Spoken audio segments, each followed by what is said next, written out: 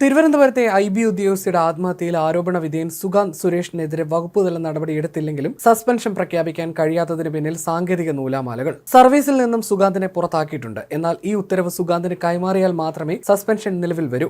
IBയുടെ ഉത്തരവുകളൊന്നും email വഴി നൽകുന്ന പതിവില്ല. പോസ്റ്റലായോ നേരിട്ടോ നൽകുകയാണ് രീതി. സുഗാന്തിന്റെ സസ്പെൻഷൻ ഉത്തരവ് അങ്ങനെ കൈമാറാൻ IBക്ക് കഴിഞ്ഞിട്ടില്ല. ഒന്നുകിൽ സുഗാന്തിന് നേരിട്ട് നൽകണം, അല്ലെങ്കിൽ വീട്ടിൽ കൈപ്പറ്റണം. IB ഉദ്യോഗസ്ഥരുടെ ആത്മഹത്യയ്ക്ക് ശേഷം സുഗാന്തും വീട്ടിലുള്ളവരും ഒളിവിൽ പോയിരിക്കുകയാണ്. സുഗാന്തിന്റെ എടപ്പാളിലെ വീട് പൂട്ടിയിട്ടിരിക്കുകയാണ്. അതുകൊണ്ട് തന്നെ ഉത്തരവ് കൈമാറാനുള്ള യാതൊരു സാധ്യതയും IBക്ക് ഉണ്ടായിട്ടില്ല. അതുകൊണ്ടാണ് സസ്പെൻഷൻ പ്രഖ്യാപനം നടത്താൻ കഴിയാത്തത്. ഇനിയൊരിക്കലും സുഗാന്ത് IBയിൽ ജോലി ചെയ്യില്ലെന്നാണ് കേന്ദ്ര ആഭ്യന്തര വകുപ്പിൽ നിന്നും ലഭിക്കുന്ന സൂചന. അതേസമയം സുഗാന്ത് സുരേഷ് ഇപ്പോഴും ഒളിവിലാണെന്നും പ്രതിയെക്കുറിച്ച് വിവരങ്ങളില്ലെന്നും പോലീസ് വ്യക്തമാക്കുന്നു. ഹൈക്കോടതിയിലെ മുൻകൂർ ജാമ്യ ഹർജിയിൽ തീർപ്പുണ്ടാകുന്നതോടെ സുഗാന്തിന് കീഴടങ്ങേണ്ട സാഹചര്യം ഉണ്ടാകുമെന്നാണ് വിലയിരുത്തൽ. സുഗാന്തിന്റെ സ്വഭാവത്തിൽ IBയിലെ പലർക്കും സംശയമുണ്ടായിരുന്നു.